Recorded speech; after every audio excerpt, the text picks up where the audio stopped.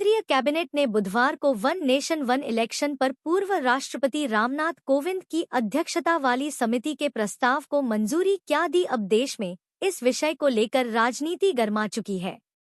आपको बता दें कि पूर्व राष्ट्रपति की अगुवाई वाली समिति ने इसे लेकर देश की 62 राजनीतिक पार्टियों से संपर्क किया था, जिसमें से उन्हें 32 पार्टियों का समर्थन मिला। 15 पार्टियों ने वन नेशन वन इलेक्शन का समर्थन नहीं किया, तो ऐसी 15 अन्य पार्टियां भी हैं जिन्होंने इस विषय पर कोई जवाब नहीं दिया।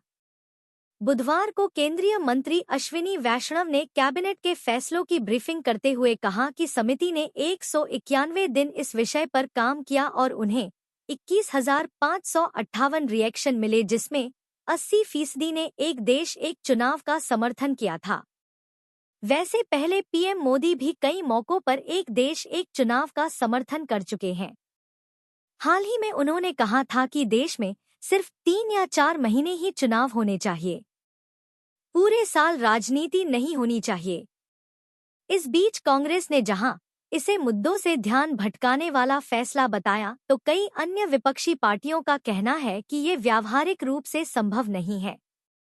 कांग्रेस अध्यक्ष मल्लिकार्जुन खड़गे ने कहा कि वन नेशन वन इलेक्शन की व्यवस्था व्यावहारिक नहीं है और बीजेपी चुनाव के समय इसके जरिए असल मुद्दों से ध्यान भटकाने की कोशिश करती है। माना जा रहा है कि केंद्र सरकार शीतकालीन सत्र में इसे संसद से पास कराएगी, जिसके बाद ये बन जाएगा कानून। तो चलिए अब जानते हैं कि वन नेशन वन इलेक्शन कानून बन गया तो बड़े बदलाव निर्वाचन प्रणाली के भीतर क्या क्या आने वाले हैं।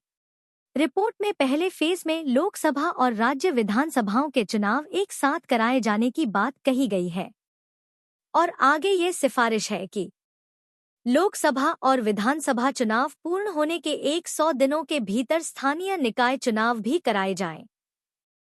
समिति की सिफारिश से पूरे देश में मतदाताओं के लिए एक मतदाता सूची और एक जैसा वोटर कार्ड होगा। अभी लोकसभा और विधानसभा चुनाव कराने की जिम्मेदारी भारत के निर्वाचन आयोग की है, जबकि नगर निगमों और पंचायतों के लिए स्थानीय निकाय चुनाव राज्य निर्वाचन आयोग कराते हैं।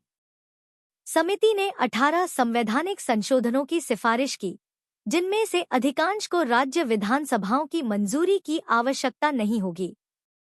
हालांकि इसके लिए कुछ संविधान संशोधन विधेयकों की आवश्यकता होगी, जिन्हें संसद से पारित करने की जरूरत है। न्यूज एजेंसी पीटीआई की रिपोर्ट के मुताबिक विधि आयोग सरकार के 3 स्तरों लोकसभा, राज्य विधानसभा और स्थानीय निकायों के लिए 2029 से एक साथ चुनाव कराने और त्रिशंकु सदन जैसे मामलों में एकता सरकार बनाने के प्रावधान की सिफारिश कर सकता है।